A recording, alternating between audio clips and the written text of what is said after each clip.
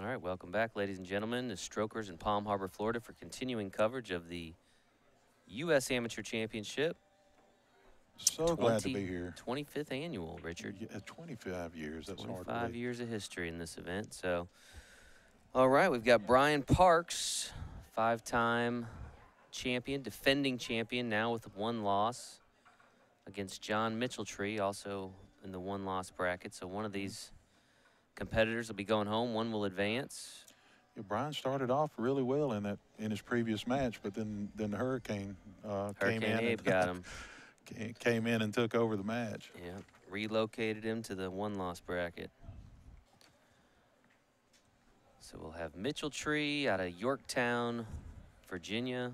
Brian Parks, Bakersfield, California. Mitcheltree will have the break. Starting in the 8-ball set. We'll see 5 games of 8-ball up to 8 games of 9-ball.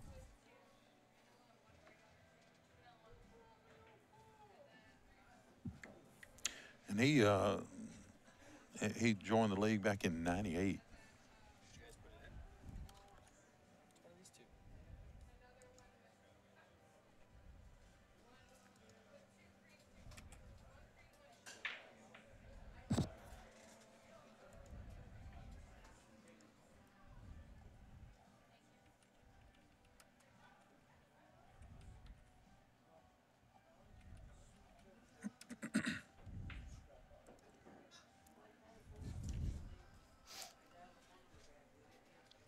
This is Brian at the table here.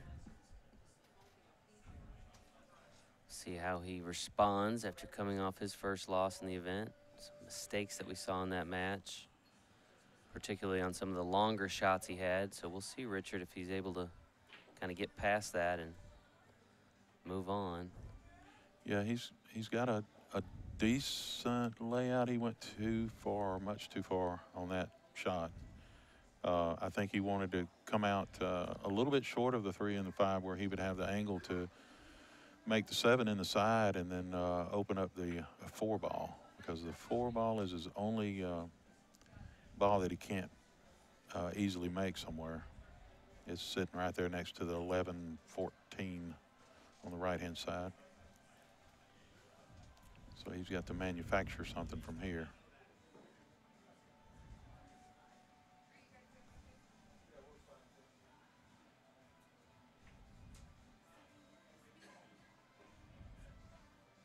How about that shot?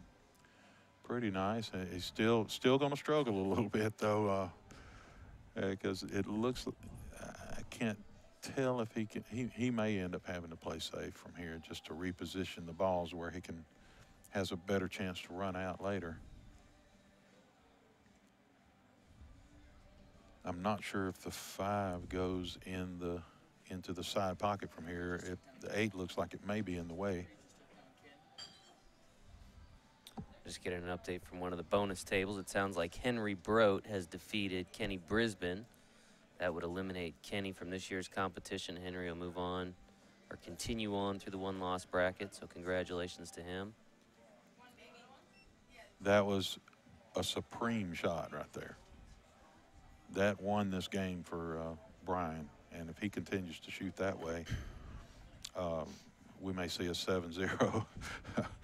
I said if he continues to play Right. this way, It's a because big that if, was yeah. such a good shot there.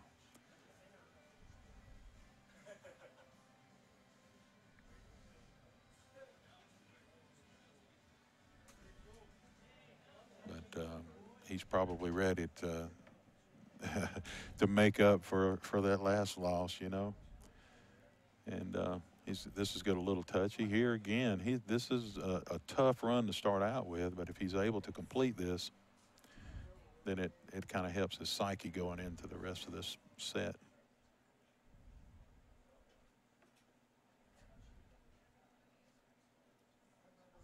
Not, he is making sure he's seeing it all the way through. So he's got the plan now. He's going to get up here and try to execute that plan.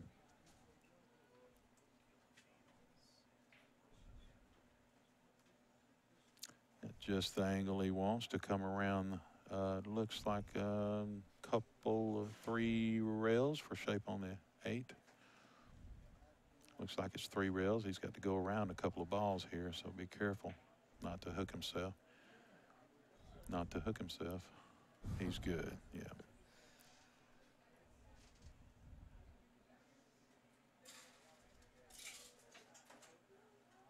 And you can tell from the back of his shirt, this is Brian Parks up at the table.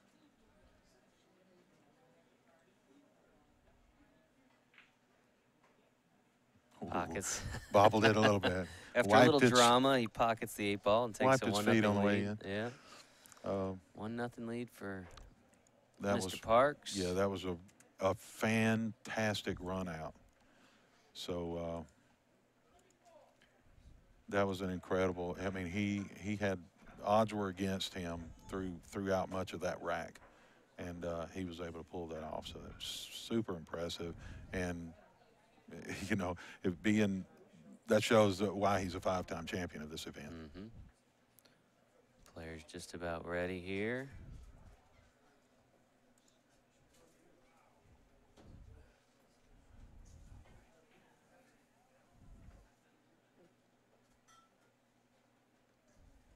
And that previous screen indicated how exciting it is to play in the APA League.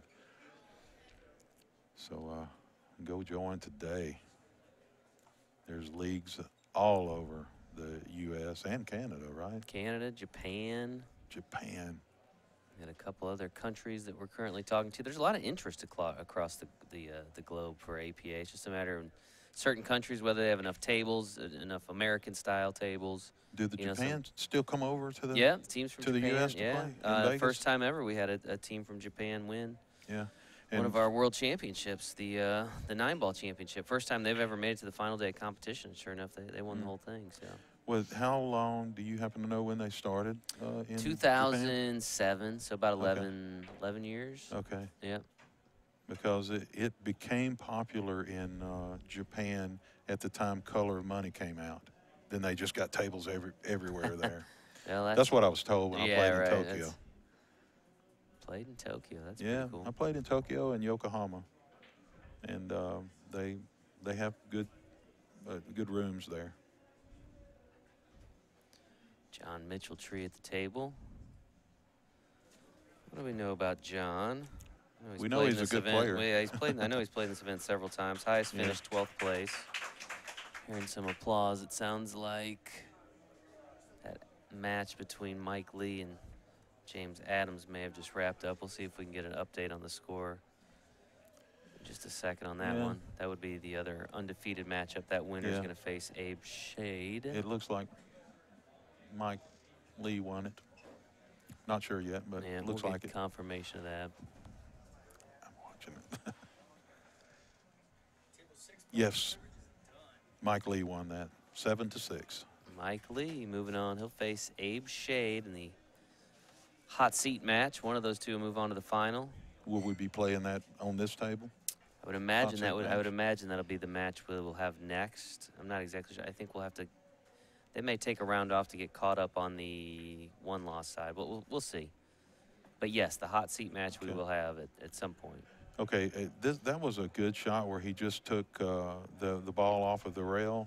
That was something that Brian was trying to do in the previous match at a couple of times, was to move that away. I think it was Brian trying to do that.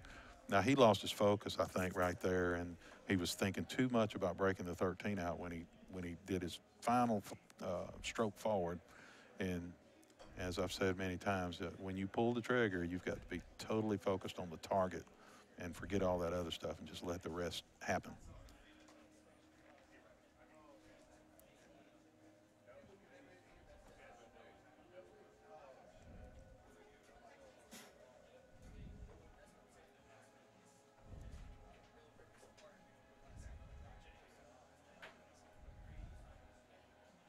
There's a couple of things unique about Brian's form here. One is he kind of pushes his shoulder and his chin together. That's unique, and he has a stroke too. He comes back and pauses and then comes through. I remember talking to him a couple of years about that. He said when I mentioned that to him, he had actually changed to a different way of of doing it. And I said, "Man, you're not doing your pause and stop anymore." He said, "Yeah, man, that's deadly." so, and it is, and he went back to it. So he didn't win that year, so he went back to the pause and stop, stick watch, with what stop, works. and then see it comes through, and so that's what returned him to the championship. I think when he went back to that stroke.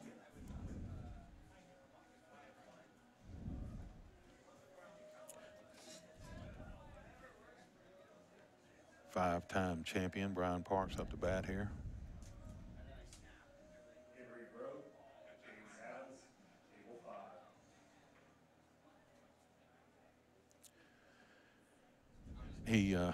He bumped into that 11, and that sent the cue ball a little bit different direction than he had, and a little bit shorter than he was intending.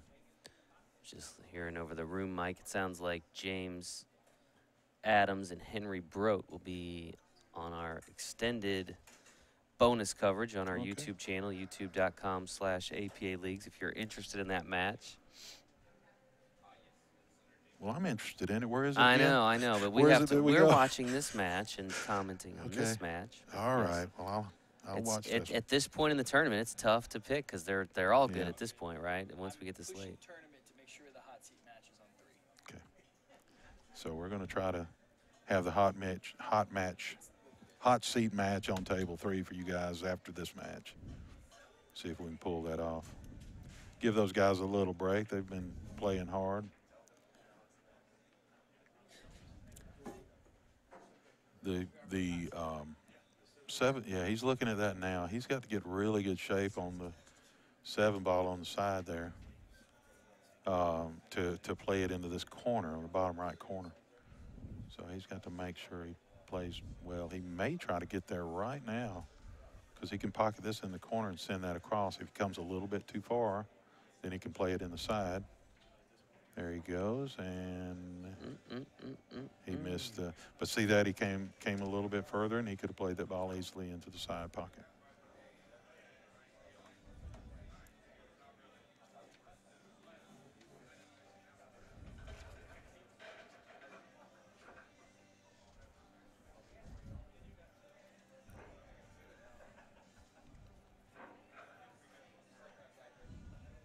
John Mitcheltree, he's from Yorktown, Virginia. And he's up to bat here with a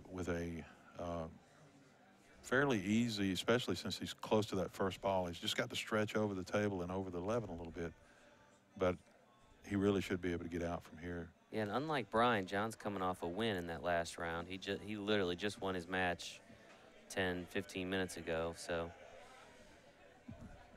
from a confidence standpoint, he's and he on the good side of that, I suppose. obviously beat another strong player because on Sunday every player is super strong. Absolutely.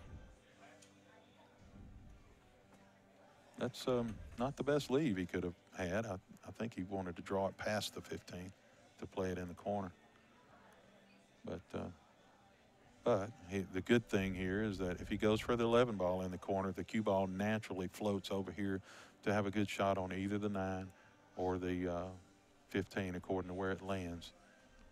Of course, he won't just – he will have an idea ahead of time of which one he's shooting for, but if he messes that up, then he still has the other ball to shoot.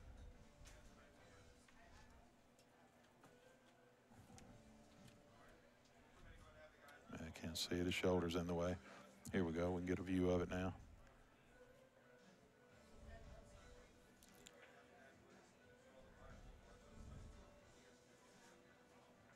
So he's visualizing all the possible angles, the different paths that the cue ball will take once it hits the 9 ball, and seeing what's the best chance of leaving himself a good shot on the next ball.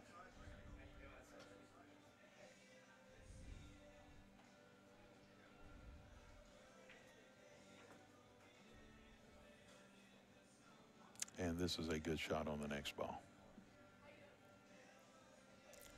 I think he'll go into the corner pocket, but he does have if he if he wanted to, he could play it in the side pocket, but I think he goes into the corner and follows the cue ball up slightly.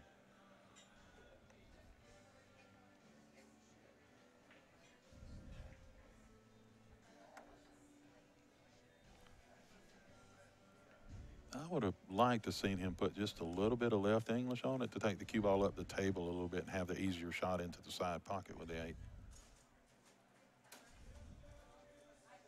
But he should be fine here.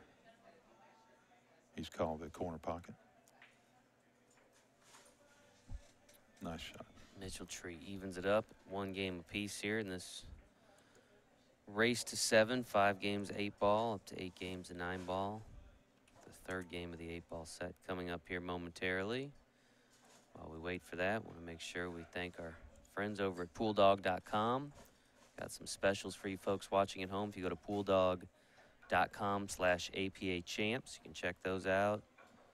Some different offers and things they have as we move into the holiday buying season. No better place to get your billiard accessories than from the folks at Pool Dog. Good quality, good price, excellent customer service. Mitcheltree ready to break here.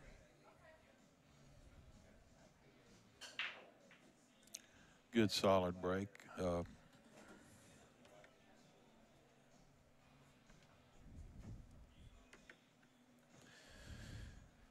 What did he make there? I looked away for a moment. I didn't see because of the angle we had. I think it was a stripe. 1, 2, Yeah, he made a stripe.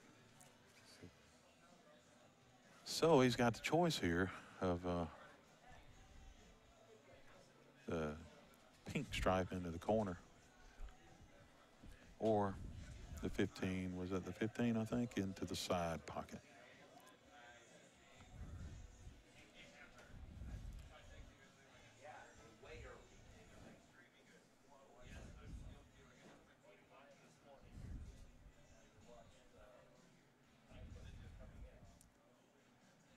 I think there's a chance if he goes for the 15 in the side pocket that he can bump into the 10 ball and get it into a little bit better position for later on. Because right now your options are limited on that ball. I think the rest of the balls look okay, but that ball right next to the orange stripe ball is in a little bit of trouble.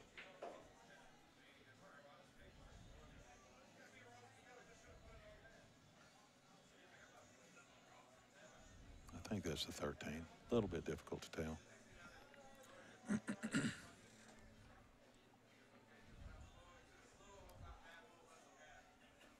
All right.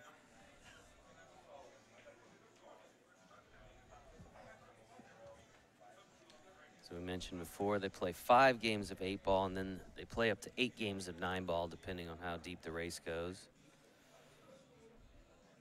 They've opted to start in the 8 ball set, as we've seen quite a few times over the last several days. Yeah. Seems usually to be the general preference to start in the 8 ball. Yeah, I have seen a couple, Yeah. not on this table, but a couple elsewhere that started with 9 ball.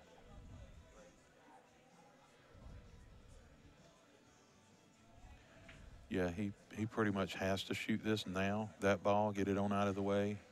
Some people may want to leave it there because it blocks the 4, but he needed to take it there because he had shape on it, and it would be a little difficult to get onto it later. So he went ahead and took care of that. Now he's still worried about the 2 balls up there, you know, that I mentioned earlier. There's one ball that's a little tough, and but he may try to disturb those on this shot, following it up. Nope. He's going to play the combo, looks like, into the corner pocket. The other option from here would have been, it's not an option now, but it could have been that he went to the other side and played that ball off of I was a little worried of that. It was a little off angle. He could have played that ball that you see sitting in the corner now off of the ball he's next to and into the side pocket. And that would have freed up some balls, but that wasn't an option from that angle. He would have had to be on the other side, next to where the orange solid ball is, the 5 ball.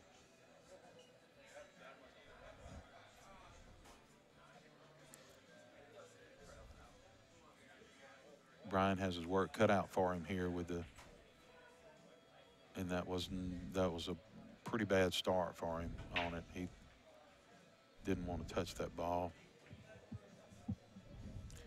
But if he plays this the way he did the first rack, he'll run out. It's a tough rack, but he'll run out. And the reason it's a tough rack is because of the ball that hung up in the corner down there is blocking at least three balls from going into that corner. 3 of his balls. Taking a peek at the bracket here. So the winner of this match is going to face the winner of the match just starting between Henry Brodt and James Adams. So as we talked about, all tough matchups once you get to today. And if you got to go through that one-loss bracket, just a little bit tougher. Yep, and he took that shot and put everything in a playable position now. So he turned a table that looked terrible into a fairly easily runnable table. He's a little bothered by something. I think he really needs to take that 2-ball now while he's got shape on it, though. Go ahead and put it in the side. Get that out of the way. It doesn't look like he's looking at that, but he's looking at getting it later. Surprise. I'd like to look down the barrel of the from the cue ball to the 2 to see why he does not want to take that now.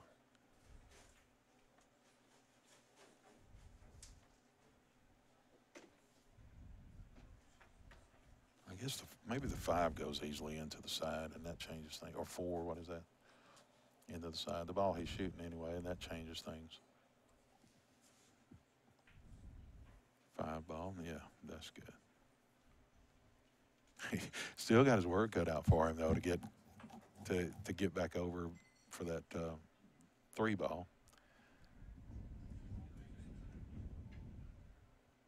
It seems like he continues to just have a difficult table to run.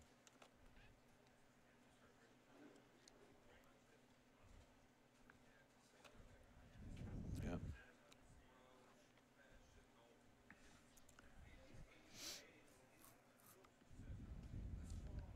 Yeah, he's in between 2 different shots, right there in between.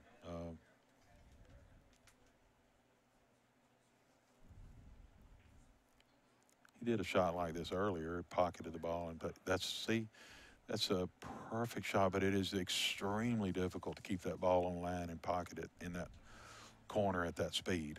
He did that earlier, same thing. And you got to have a ton of confidence to pull that shot off.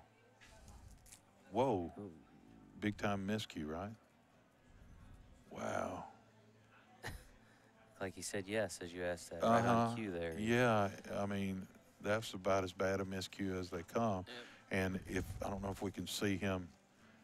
No, he's just sitting there with hands in his pockets. I would have reached my hand in my pocket and pulled out my pick and been working on the end of my tip. So that'll bring John back to the table. John wanted to say hello to his wife, Michelle, and his daughters, Casey and Carolyn. Hello, Michelle, Casey, and Carolyn. As well as his good friend, Shorty, who's recovering from sounds like a pretty serious accident. So yeah, I hope he's doing hello better. to those folks. I'm sure John appreciates you tuning in and supporting him in what is got to be a pretty big match for him. You know, the opportunity to not only advance this late in the tournament, but to knock out the defending champion. Great opportunity for him. Yeah, might be his first U.S. Amateur Championship trophy, right? Yep. John's been a league member since 1998, 20 years. So. Long time.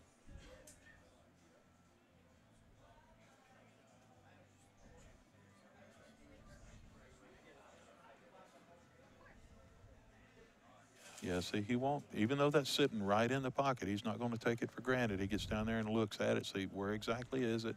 Where exactly do I need? He'll hit the rail just to the right side of the ball, and then it'll scrape it on its way by. Watch this. Boom. See that? I would not have, he actually hit it a little different than I thought. I mean, he hit it much harder than I thought, and he put spin on it. I didn't think that was necessary to get where he needed to be. If he'd have done it a little differently, he could have avoided, I believe, running into the ball over there. And because that could have turned out bad for him. He could have stayed behind the 8. So I was a little surprised he approached it that way, but he won the game. So John Mitcheltree now leads Brian Parks 2-1. Let's see these two play a couple more games of 8-ball before they switch to the 9-ball set. Good time to remind our viewers, if you're not yet a member of the American Pool Players Association, you can go to our website, poolplayers.com/join. Become a member today. yeah, you can join the APA today, and you can also join the register for this event for next year, right? Yep, that you Awesome. can. And that guy's obviously excited about it. Get involved. I love the fact that you can join the register for this early, event yeah. today instead of having to wait till March. That Yeah, is it used to be. awesome. I think it was actually April 1st is when we would open. April. It was April 1st and ran through like June 15th. So Yeah. it was kind of a short window. I was always scared each year that I would miss that little window, you Yeah. know. And Yep. So we figured we'd start it a little early with all eyes on this year's event. Give people the chance to get that out of the way, so it's not something they gotta worry about. Go ahead and get registered. yeah, For register your early. preliminary round. Make sure you get the preliminary venue that you want, and make sure it doesn't get filled up and you have to go somewhere else. So Yep. go ahead and register today to ensure that. He made a stripe on the break, and the only trouble I see now is the ball he's looking at. He wants to see, can he hit it in such a way that he can make it go in that pocket. And it'll take a little bit of work. He's got to make it there. He's got to put right spin on the cue ball to throw it over to the left a little bit. Unless he can make it now. Let's look at this other view. No, new. It does not go in the corner, so he will have to either move it or the 6, or hit a really slow shot with a lot of right-hand English to throw it into the pocket at some point. He may choose to do this now, but I don't think he should. At this point, he should not go to that ball, because I don't think he can get good shape on another ball and pull off that shot at the same time.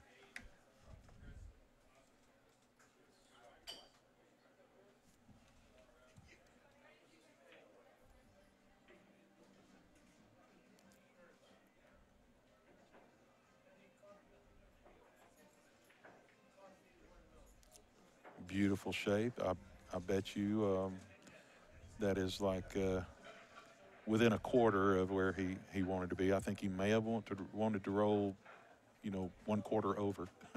So just slightly to the left of there would have been absolutely perfect. But it's great to me to see how these guys, you know, the control of the cue ball is just amazing. Now, if he's got just the right angle, he can make this ball and then follow it up and run it right into that 6 ball. Watch this. This would be a great shot. We're running into the 6. No. It was really close, though. That's what he was wanting to do. I think he needed to hit it a little softer to let the top English spin and take more into the 6. Just a little softer and a little higher on the addressing the cue ball.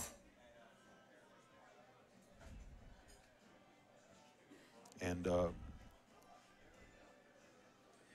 for those of you wondering how people are able to follow the ball so well at these higher levels, they know that you can hit it really high at the top. So if you want to see how high you can hit the ball, just hit it higher and higher until you miscue, then chalk up again and go slightly lower than that, and that's as high as you can hit. So you can hit it much higher than most people think and get a lot of that forward spin on the cue ball.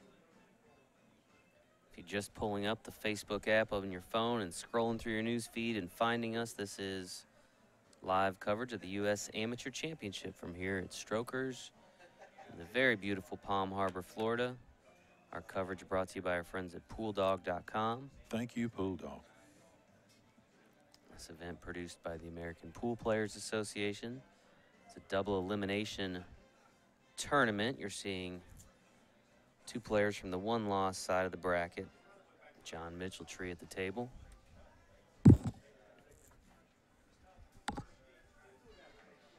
He's really in trouble now, Jason. I know it, it looks good. He's got all those balls in, but he's going to have to try to marry the cue ball behind the pink ball. Here, just he wants to get right up on the just slightly harder. He wanted it to be resting on the back of that pink ball to make it as tough as possible on Brian to be able to do anything.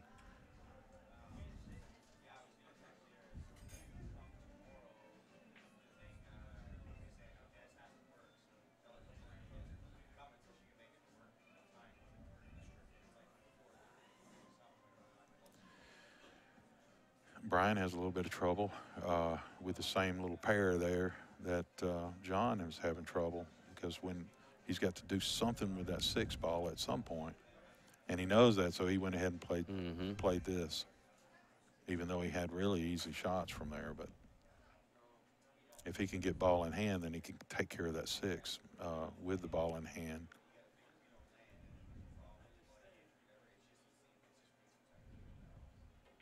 Maybe after making another ball first, but it gives him a lot better chance to take care of that trouble spot up there. Kind of seeing some of the advanced thinking there, the mindset of some of these players, and looking several balls ahead, not necessarily just the shot at hand. Yeah.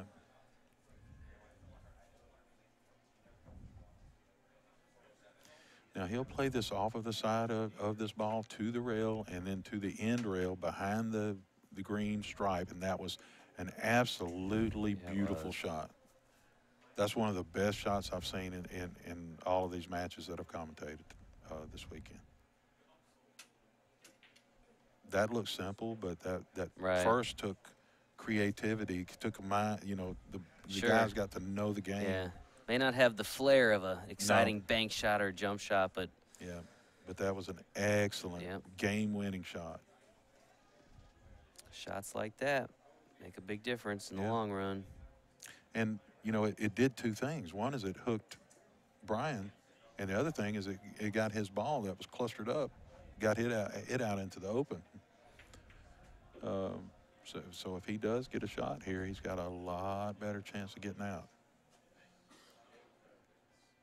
It's unlikely that he'll have ball in hand here.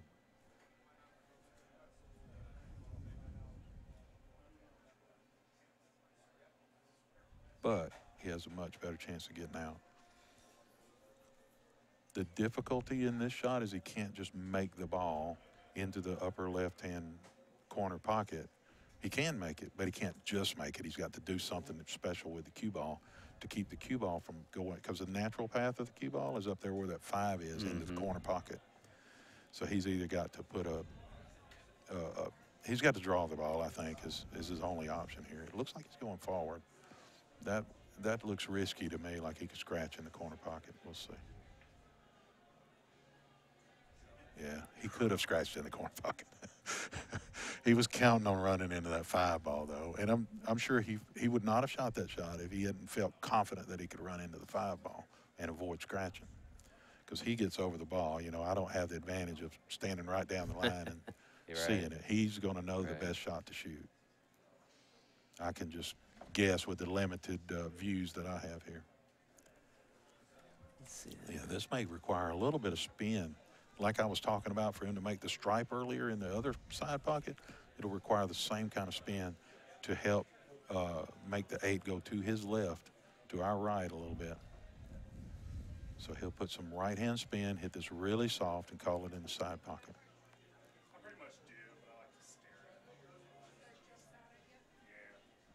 See that? Yeah. It won't go. No, it won't go in the corner. Right. John Mitcheltree cruising right along. Yeah. Up 3-1 now. This will be the final game of the 8-ball set. Playing really well. And that won the game for him. That shot that was not flamboyant. Yeah. Nice safety.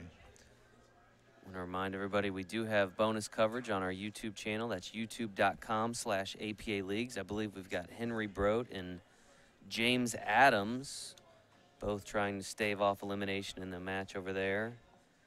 If you want to hop over there and check that out, you can also subscribe to our YouTube channel so you get notifications as each match begins on there. John Mitcheltree with the break here.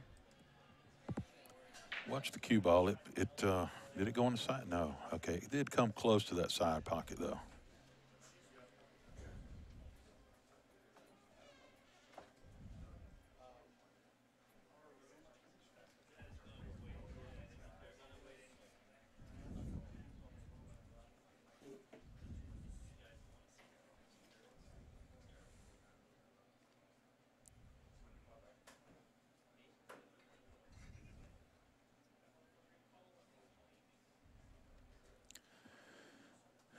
I'm thinking that he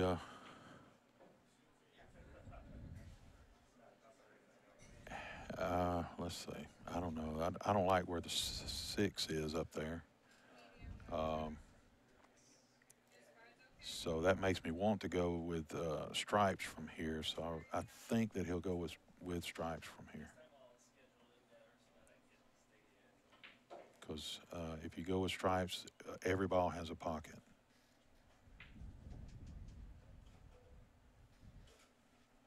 That was not one of his best shots there. He needed to draw that ball back where he had access to either the 9 or the pink stripe ball that you see there on the right.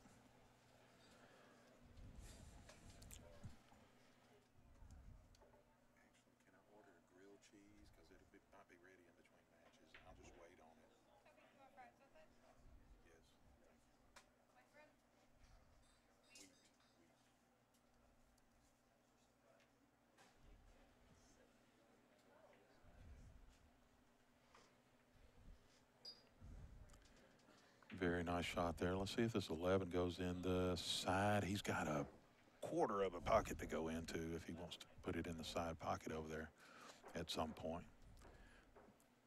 I'm a little surprised he's pocketing this ball now, but he wanted to go ahead and get it while he had a shot on it, you know, because it may be hard to get back down to that point later on. So he went ahead and took it while he had a chance.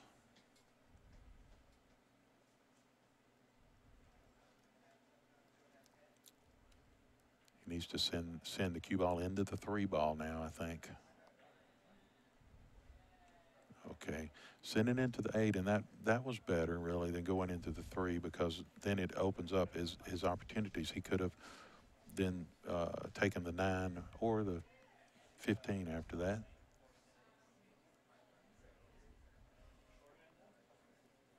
I'm not sure that's the 15, but the stripe you see closest to the cue ball.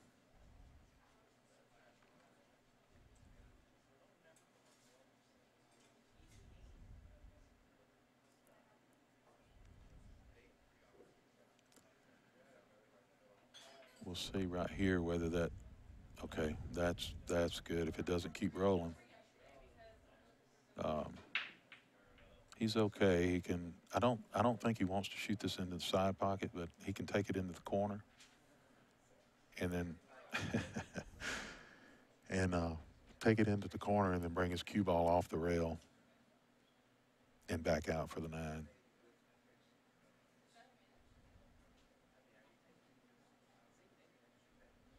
See him shaking his head there. He's not liking this. He wanted to be just a little bit left of that to make the shot easier. But he's been making shots like this all weekend long, so I expect him to make it. Then he'll hit the rail and then come back out to where his tip is with the cue ball.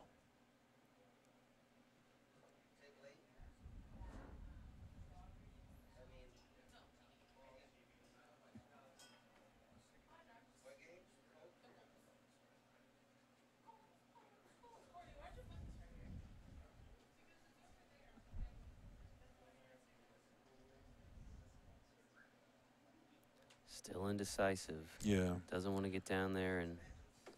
Yeah, he's worried about it. But the thing is, even if he misses this, if it kind of bobbles in the hole, he's blocking a few balls there, and so that'd be good for the good good part of missing it. He didn't want to miss this, but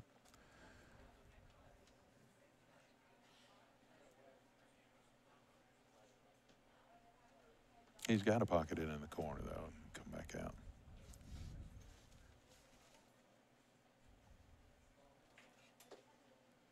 Yeah, that's what he's afraid of. That's what he kept seeing in his mind. That's where the hesitation was. And you hate to shoot something if you keep seeing that happen, you know, because we all visualize these shots over before we shoot them. And if you keep seeing something bad happening, you don't want to shoot it. And because most of the time, if that's what you visualize, you step up and that's what happens.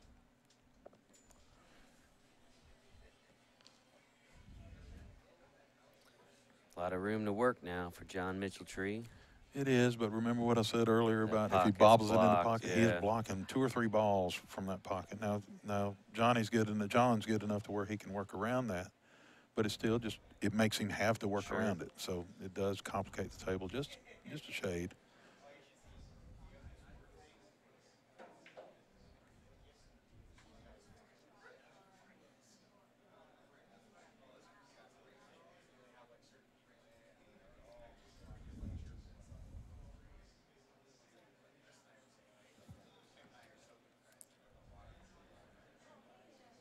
Now, what he might elect to do, an option for him, is to make the 2, put the 2 into the 11, and send the cue ball to the end rail, and just hook him, make him kick at the 9 after this.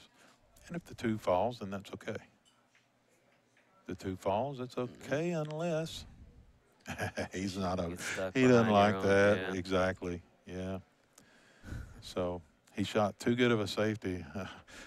But yeah, you have to play shape on that ball for one of your balls because you know that there's a chance that your object ball will follow the opponent's object ball into the hole.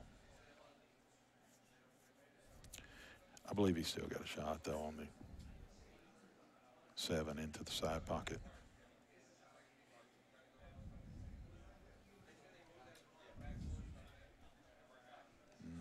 Not sure.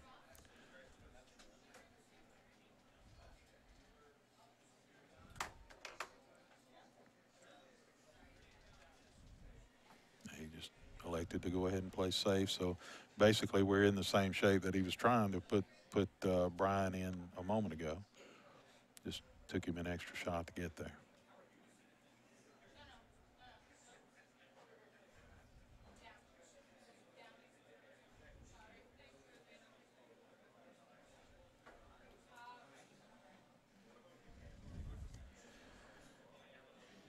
And there are no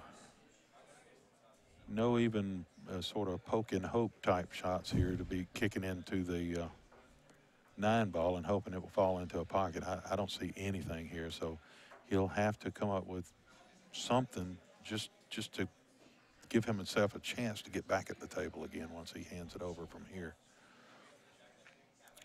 He could blast into it off of this rail and just hope the 9 falls somewhere, but he's not.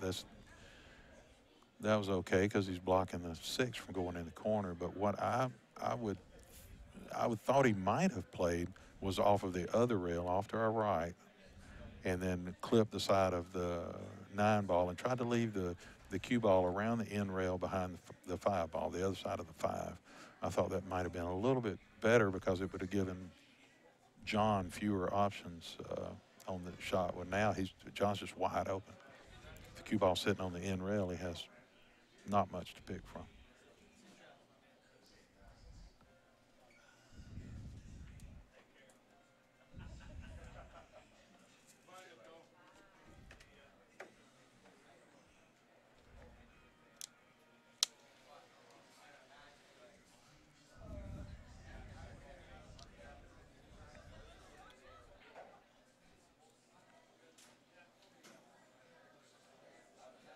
he knew as soon as he hit that ball that there was a huge chance of it coming back into that side pocket.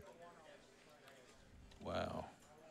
You're not going to see that happen very often because these two guys have very good control of the cue ball. Brian pockets the 9 in the corner. And 8 into the side. Just about. It'll be in there in a moment.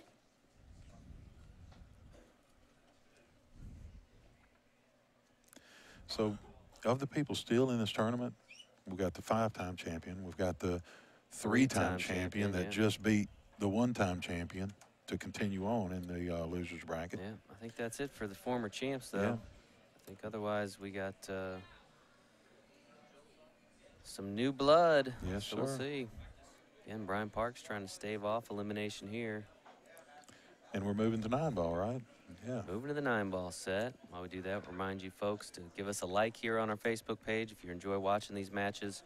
You get notifications as new matches come out or just new content in general that we live stream. Got some great instruction that we put out on our channel and that kind of thing. So a couple weeks here, we'll be in London at Alexandra Palace covering the Mosconi Cup. Lots of coverage that we'll bring you from there, kind of behind the scenes, talking to some of the players before and after the matches and that kind of thing. So make sure you give us a like here. And when he says we, he means APA. He doesn't APA. mean him and me. Because I will be back at work. You don't do this full time, Richard? You don't just... No, but that would be great. Yeah, Let's talk about that. I might have to retire from my real job first. But this is awesome stuff, getting to watch this high-level play. I'd love to be down there with them, but I can't make the balls as well down there at the table as I can sitting right here. Yeah. In my mind, I'm making everything I'm talking about. Yeah. But it's that way with golf, too. I go to bed dreaming about you know, making par after par, and then I get out there on the course, and it looks way different.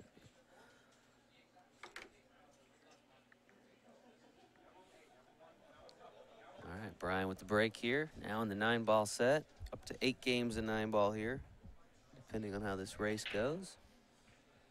Good break, bringing the cue ball back to the middle of the table and avoiding the traffic. And this is a tough start for John because of the way these are offset. I don't see a way to make it. So he's got to figure out either, I think, well, I don't know. I might even come up with some kind of push out because from here, I don't know that you can better yourself from this angle. I think I might push the cue ball close to the side rail on the right where the 3 is, and then because I think you can create something from there. But from where he's at, I think regardless of what he does, he's sort of handing it over a decent table to Brian. But we'll see. He's creative. He'll come up with something.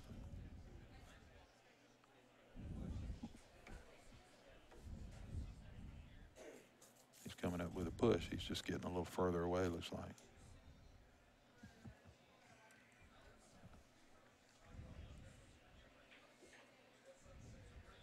So he would have said push to his opponent, Brian. And then Brian has the choice of either taking this where it is and shooting, or turning it back over to John and say, "No, you shoot this." The only time you have that option to do the push is the shot immediately following the break.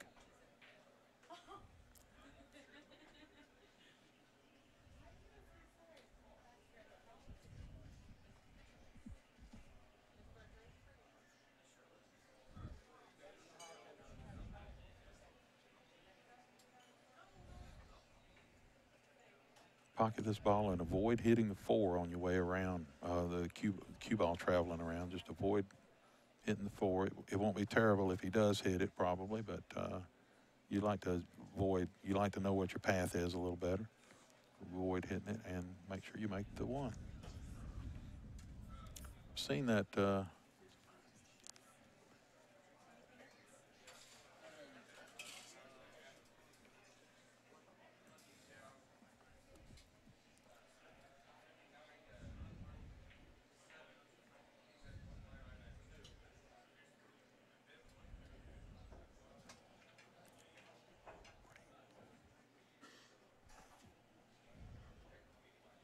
like he was getting his jump cue out there. All right. And I expect him to make this ball. I've not seen him. I don't recall seeing him jump before, but I think he'll. Oh, he didn't get it up high enough. He didn't seem to prepare for the shot as well as I would have expected him to do it. He just kind of got up and shot it. But normally people are very careful when they get into position. They look at it and they take a moment and make sure everything's in line and then back and through. And he just kind of did it quickly. And now Brian is going to most likely tie this up at 3-3 as he pockets this combination 9-ball into the corner.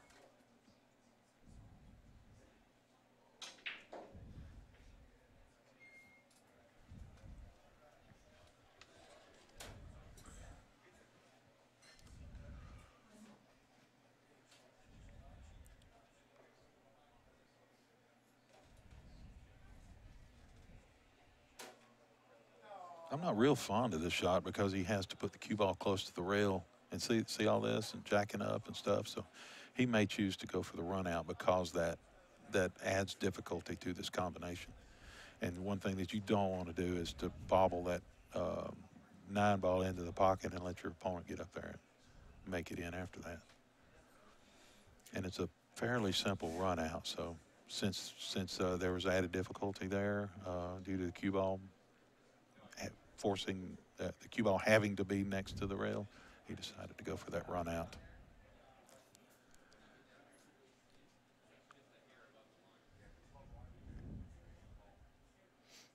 He got a good angle on the 3 to have it come off the rail and back out for the next ball, the 4-ball, pink ball into the corner.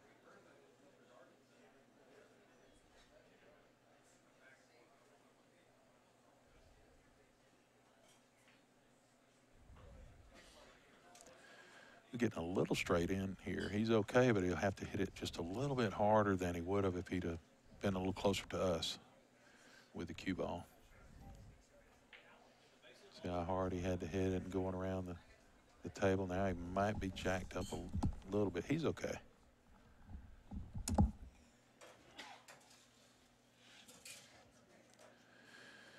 He's okay, but now he'll want to make sure that he gets the right angle on this 6 where he can easily get on the 7. Good. No, did he bump it looks like he bumped the 6 over a little bit. I kind of missed it there, but he still should be fine, but it did complicate the shot a little bit.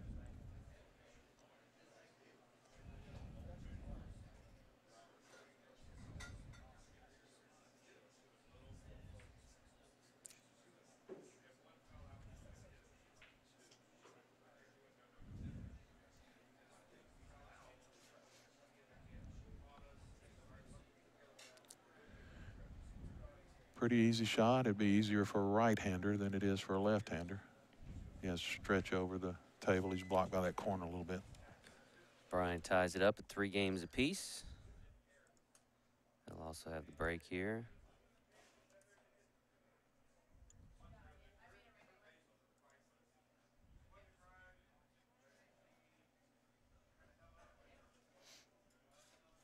A little bit of a discussion there. Not sure exactly what they're discussing, but of course these guys both very familiar with each other.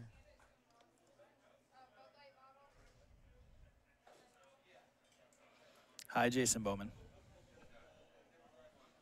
I'll make sure we acknowledge our friends at Pool Dog, again helping us to bring you this coverage. I think Brian is about ready to break.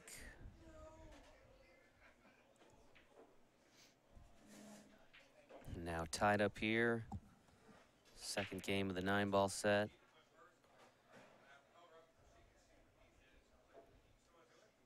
Dry on the break. That'll bring Mitcheltree back to the table. Mitcheltree had led 3-1. Brian has pulled back to even, race to 7. Double elimination here. One of these players at the conclusion of this match will be headed home. The other will move on. Face the winner of the match between James Adams and Henry Brote, which is currently in play. That's all part of our bonus coverage at youtube.com/APA Leagues.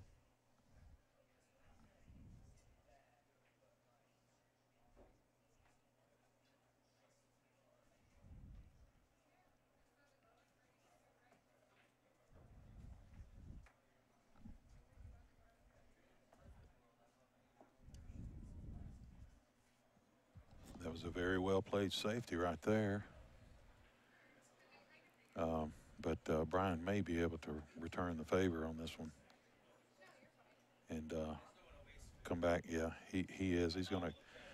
You just better hope that he doesn't accidentally pocket this one ball in the side pocket, because he may not have shape after that. But I think he wants to clip it, hit the 1 to the rail, and leave the cue ball behind the 9-2. But don't accidentally make that, because his next shot might have been tough after that. But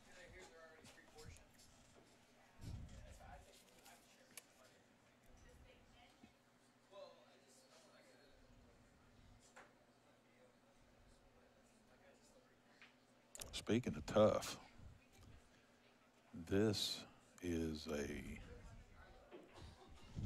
super tough shot. He may be forced to. No.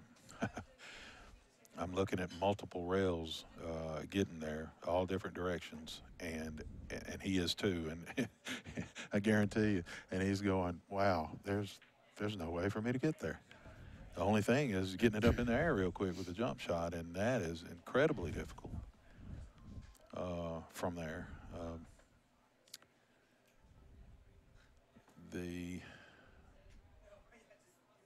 No, I'm just not seeing anything. I don't see any path at this point. Let's see. The only thing possibly, but the 7's in the way.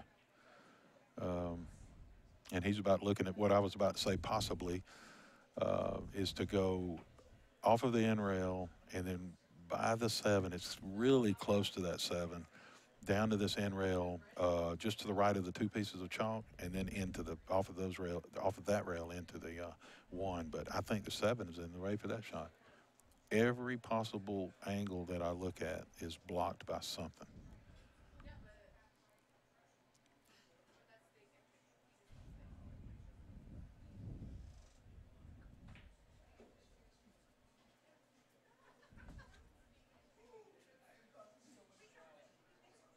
So that means that really that he needs to try to tie up a ball somewhere.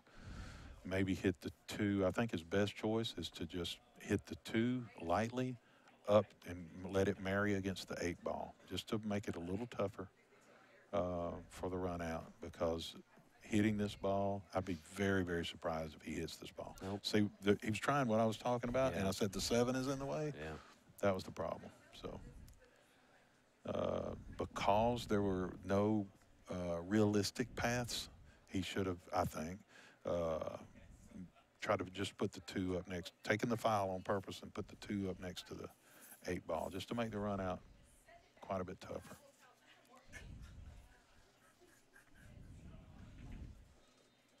Brian pockets the 1 in the corner.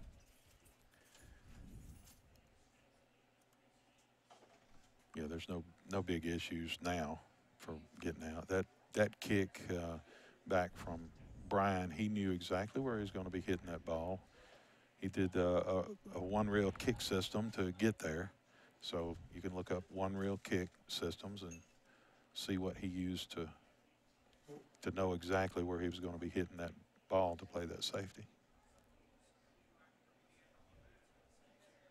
And I wouldn't be surprised if it's already on the APA YouTube site where you guys have all these There's tutorials lots and and stuff. lots of instruction, tutorials, ways to improve your game. That's all at youtube.com/APA leagues. I've been a little bit busy this weekend, or I would have gone there and Learning something new, yes, huh? sir. So Maybe, you have maybe Jeanette go there Lee. before the preliminary rounds, but Yeah, right. Jeanette, we got instruction from Jeanette, Dr. Q, Lee Brett, of course, Terry Bell. Lots of good stuff there. I don't know if the 4 is available into the side. He probably has to play this, yeah. A little carom, billiard into the other ball, and making sure that he maintained the shape here. Apparently, he's been watching those videos on your site. Yep. 'Cause He knows. subscribes to youtube.com/APA leagues. That is the key to success It is. in all facets of life. That's right. Subscribing to that channel. You are the man you are today because of that channel. All right. I think he might have rolled a little bit further. I mean, there's no trouble here, but just a little bit further than he wanted. So it just means a little bit more movement of the cue ball and down to this end and back up, and he'll be right in line when he comes off that last rail. I talk about that a lot. You want to be on that landing strip on the last few inches or feet of the cue ball.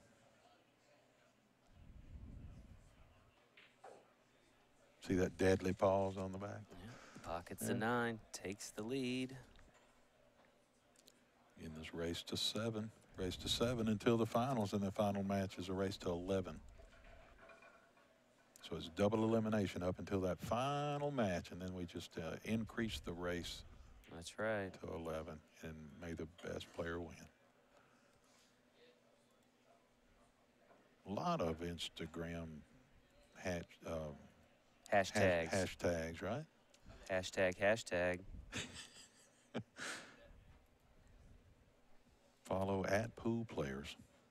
A lot of fun stuff that we've got over on our Instagram page. Somebody just made a good jump shot, it sounds like.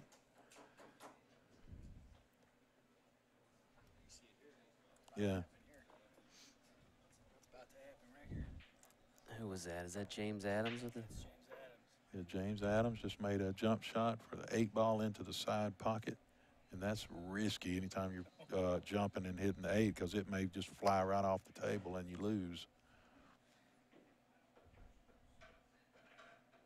Looks like that'll take the score. Well, that was a beautiful shot. You need to use that in a Love the emotion, replay. yeah. Yeah, That's great. I could tell that it must have been a jump. One made a good jump shot because I heard "Kong," and then woof. Yeah. Of course, we are actually watching the bonus coverage, folks. Yeah. We had to see what the. Oh, I'm sorry. Is there something going on the live on the? We heard main that table? celebration over there. That was James Adams with a beautiful jump shot on the 8 ball to take a 3-2 Yeah. lead. And meanwhile, Brian's taking care of business on the Yes, main he TV is. table.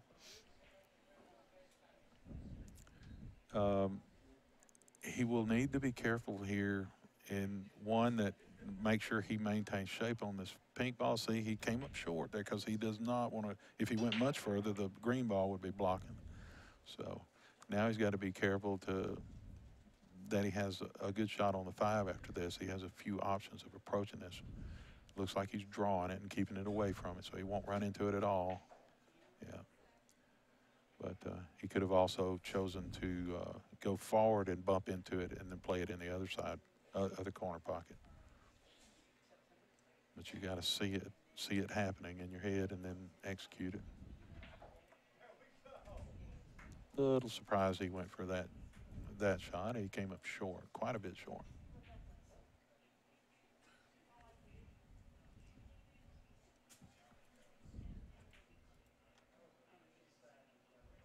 It forces him to apply a little bit of right hand English to leave the cue ball, make it go back and forth there. Otherwise, he would have ended up in one of those 2 side pockets with the cue ball.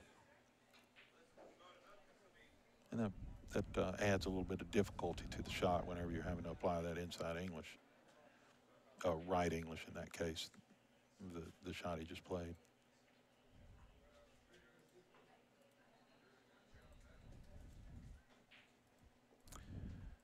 You'll see him bear down and stay down on this one and pocket the ball. I don't expect him to hit it soft at all. It'll be a medium hard pace. See that? Oh my goodness. And he did not miss that because he shot it firm. He missed that because the line was wrong. So, and I'm not laughing at him. I just mean that's, some people say, oh, every time they miss a shot, it's, oh, you hit that too hard, or oh, I hit that too hard. No, your line was wrong. So there are some times when, yeah, you have to hit it softer because of the way you're entering the pocket, but that was just the wrong line. Chance for Mitcheltree to capitalize on the mistake by Parks.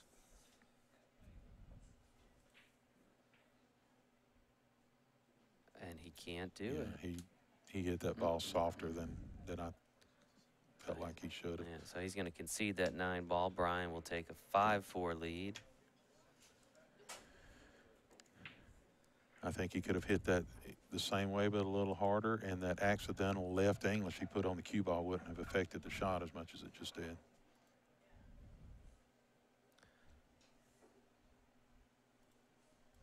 Just tuning in, this is live coverage of the 2018 U.S. Amateur Championship at Strokers in Palm Harbor, Florida. 25th anniversary. 25th anniversary. All started in 1994.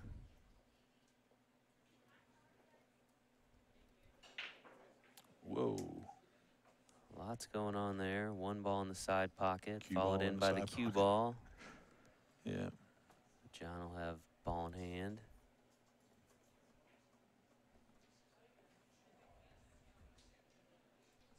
And you notice the good sportsmanship of taking the ball out of the pocket for his opponent and handing it to him. A lot of people go just walk away and sit down and mad. And I'm not saying a lot of people in this event, but one of the great things about this particular event is that you see a lot of that good Great sportsmanship. here. Yes, sir. Yeah, this is a different kind of player that competes in this event. You know, you can tell from the attire that they wear to, you know, the way they conduct themselves, interact with each other. Yeah. Obviously, their play separates them from your average pool player as well, but just kind of a breath of fresh air in terms of competition here. Yes, it is.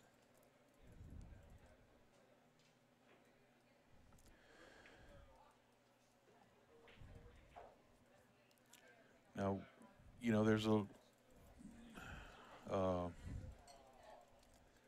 lot of different ways to shoot pool, a lot of different stances and so forth. But one thing that, and you can play well and not do things the way that the books say you're supposed to do it. But one thing I just noticed about John, I hadn't seen it earlier, but I saw it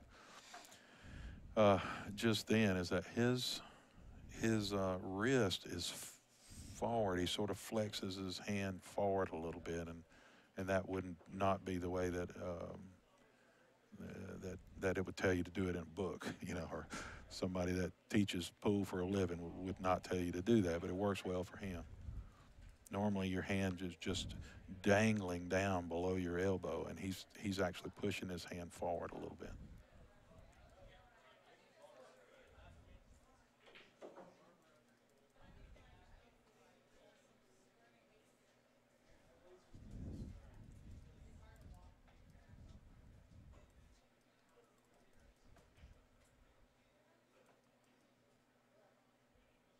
A lot of inside English, or there'd be right English in that case, to hold it to come back for the next shot.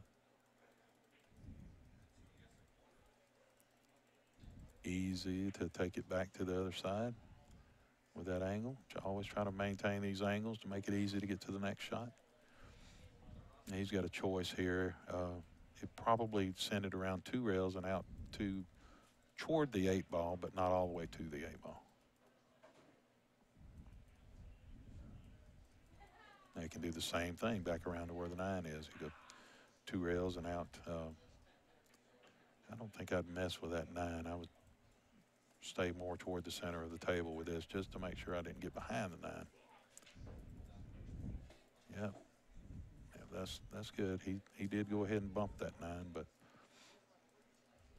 but he made sure he stayed to the upper part of it there. He didn't get behind it.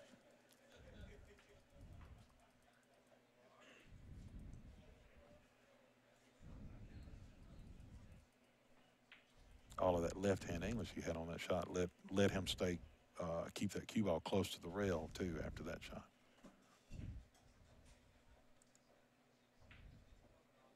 Smooth. Brian takes a On the hill.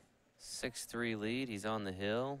As they prepare the rack, we'll hear a word from our friends at Pool Dog. Tired of the same old when you're buying billiard supplies? Come shop with the big dogs at PoolDog.com. You want pool cues?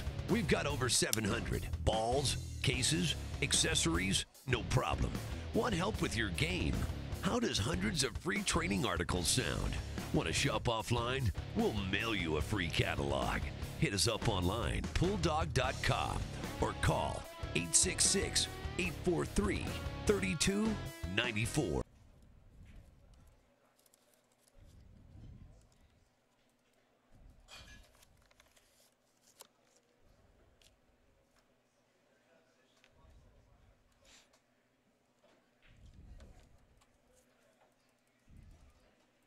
All right, Brian Parks now on the hill, needs just one game.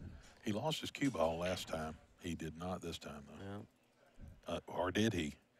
Well, it just spoke kept too on soon, coming, and now we're fixing to see John put this 9 in the hole. Without a doubt, he's going to play this combo, and that'll take it to 4-6. I do not expect him to miss this, and he doesn't expect to miss this.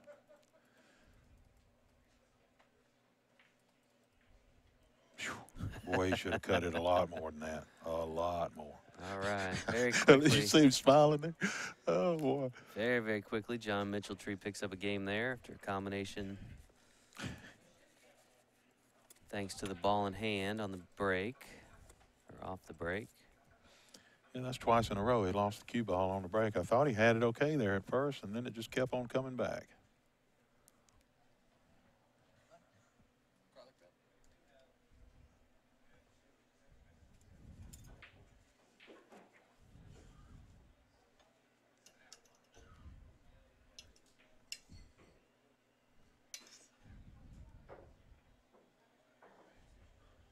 You notice how some players check the rack every time, and then other players go, oh, whatever. Yeah, whatever, yeah. I'm one of the whatevers. maybe that's not good. I don't know, but I just, okay, I'm fixing to hit it hard and hope something falls. And I just, I'll leave all that other stuff to everybody else. But that's maybe why I'm in the commentating booth Right. instead of on the table, too.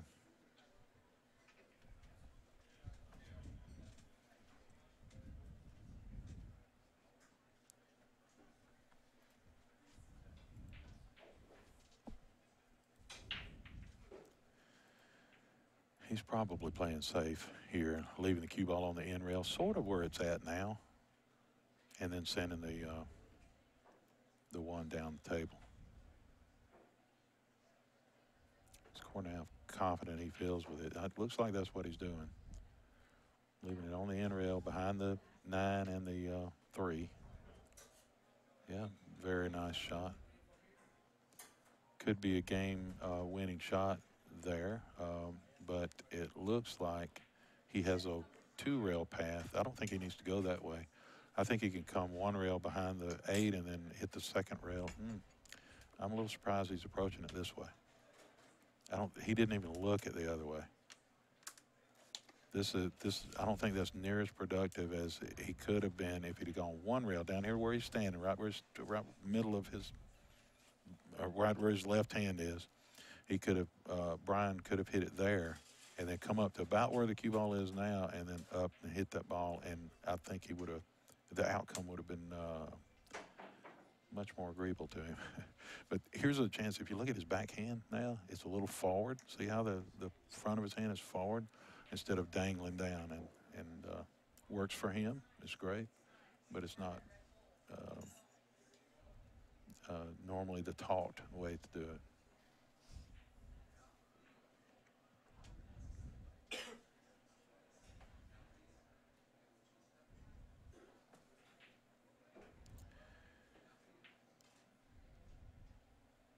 Another thing I just noticed, you could watch Brian's eyes, or you might not have been able to see his eyes, but you could see whether he was looking up or down. And people wonder, or are you supposed to look at the cue ball last, or do you look at the object ball last? And that would have told you right then what he looks at last, which is the object ball or the target. When you before you pull your cue back, well, since he has the pause in the back, he can afford to wait until his pause to look up at his target and then come through. But generally, the way most people shoot is without the pause, and you do a laser beam on your target, and then you pause at the cue ball, back and through while you've got that laser beam eye contact on the target. Let's see. You see he's looking up, and he's focusing on that target. Most really, really good players will be looking at the target when they bring the cue stick back and then through. He has a good combination opportunity here, a 9 in the corner. He needs to commit to it, but at the same time, I think he expects the 3, when he plays this combo, he expects the 3 to stay toward the end rail. So it'll hit the 9 and then go up toward the chalk up there. And so he'll go ahead and send the cue ball up to the end rail, back to where his stick is, and then down to the end rail here, just in case he misses. So hit a little bit high on the cue ball. So he's raised the stick up a little bit. Expect the cue ball to be on this end rail when he gets through here. Well, he spun it around, and instead, I wouldn't have put all that spin on it, and now he's actually sent the cue ball toward the corner, where if he'd only put top on it, then he could have ended up center rail at the bottom rail here. All right, John Mitcheltree within a game, yeah. Trails by only a game.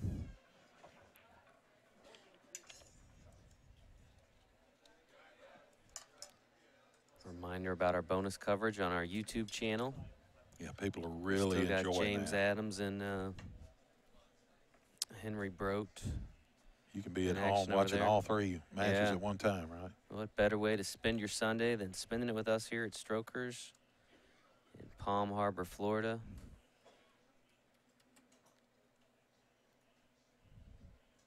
Coverage brought to you by our friends at PoolDog.com.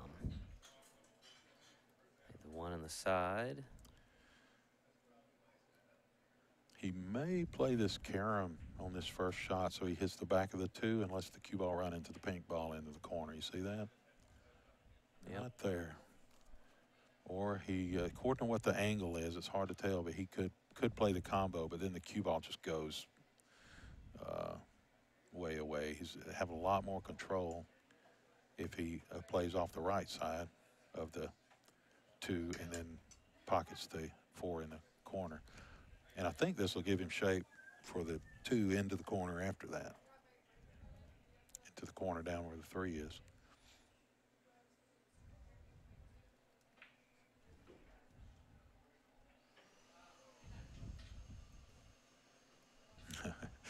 He's not liking it, though, because I think for him to do that, pull off this shot, he has to actually cut the 2 into the 7 ball, and then he doesn't quite know where the, whether he's going to have a shot or not after that. So I think that's what's causing him to hesitate a little bit on the shot.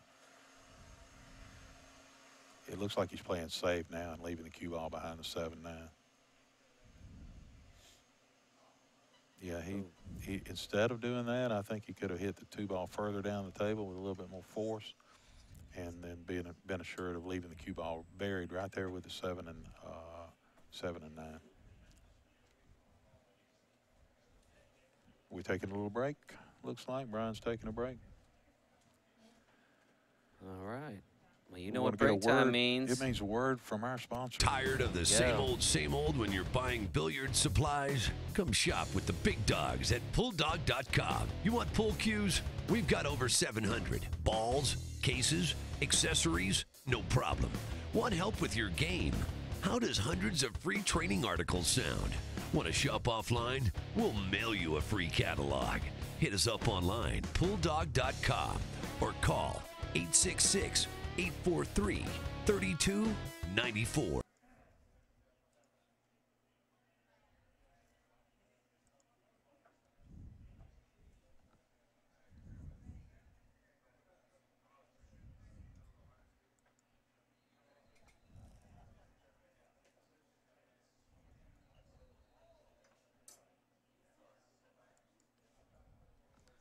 Remind you folks that if you want to get signed up for next year's U.S. Amateur Championship, you can do that today at usam.poolplayers.com. Check it off your to-do list. See how your game stacks up against some of the other top amateur players in all of North America. See if you can make it here to the championship rounds. And of course, if you've not yet become an APA member, you can take care of that today as well by going to poolplayers.com/join.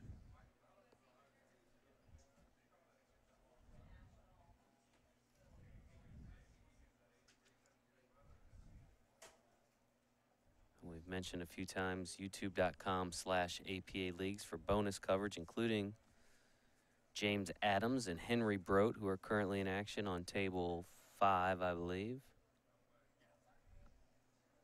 Have that over on our YouTube channel. Meanwhile, we just wait for our participants in this match to return.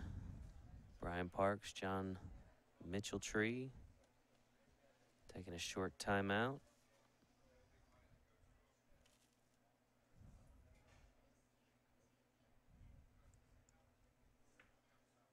Of course, if you like the coverage brought to you by our friends at Pool Dog, you can like our Facebook page. Make sure you don't miss any of the great event coverage we got coming, not just today, but in the near future. That'll include coverage of this year's Moscone Cup live from Alexandra Palace in London. Very excited for that event, see if the Team USA can reclaim the cup for the first time in nearly a decade. They'll have their work cut out for them if they're to do that. Team Europe, once again, looking very strong. We talked to Johan Reisink a couple weeks ago now, putting the guys on Team USA through a little bit different regimen this year, trying to prepare them a little bit better. So excited to see how those changes pay off in this year's competition. Again, that's December, I think December 4th through the 7th. Probably still some tickets available if you want to hop across the pond there and check out an event unlike any other in the professional pool world.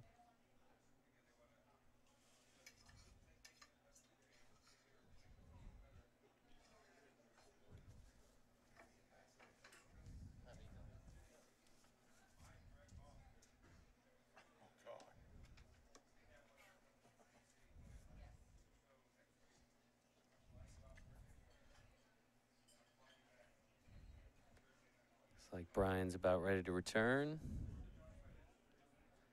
Not uncommon to see these guys in the longer matches take a quick bathroom break.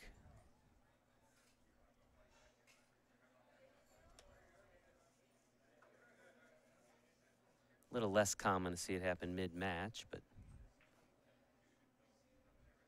talked about some of the sportsmanship exhibited here in this year's event. You're seeing it right there. When you got to go, you got to go. No better way to put it. Yeah. And I'll leave it at that.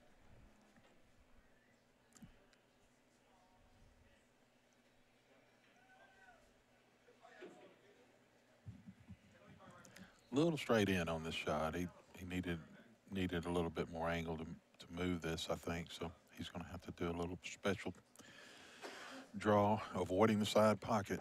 Okay, he came a little different angle, but he had to do something special to get there. If he'd had a little more angle, it made it a little easier. Always working the angles in pool.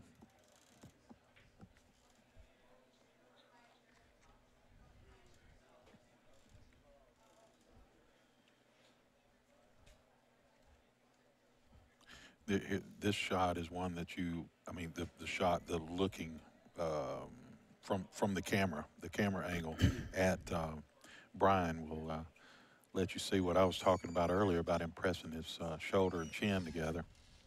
It is unique.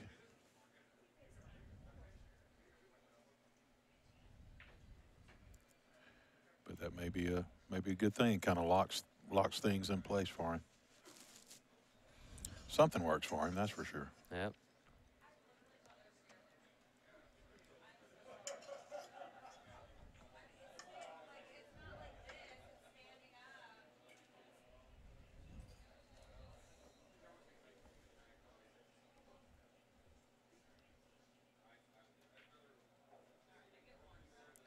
gets the 6 in the corner. He probably goes to Vegas every APA event. And the good thing where he lives from Bakersfield is really not that far from Vegas. Yeah, I know he and his wife, Sarah, big APA members. They were out there in August.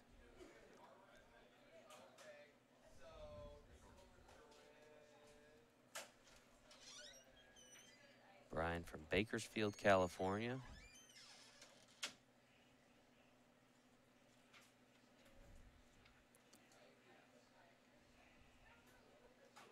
You know, one of the things that makes it so impressive with Brian is just, you know, everyone in this tournament's well aware who he is at this point, and to be able to take that on every single time you go out there and defend it is pretty amazing. And he does it once again, nice. staves off elimination. Brian's moving on. John Mitcheltree will exit the event after a nice run. Yeah, just see the nice to him. pat on the back Absolutely. and handshake. That's part of that camaraderie that I've Absolutely. been talking about so much here. It's Good match there. So Brian wins 7-5. We're going to take a short break, and we'll be back, I would imagine, with the hot seat match here not too long. So yes, sir. don't go too far, folks. We'll see you soon.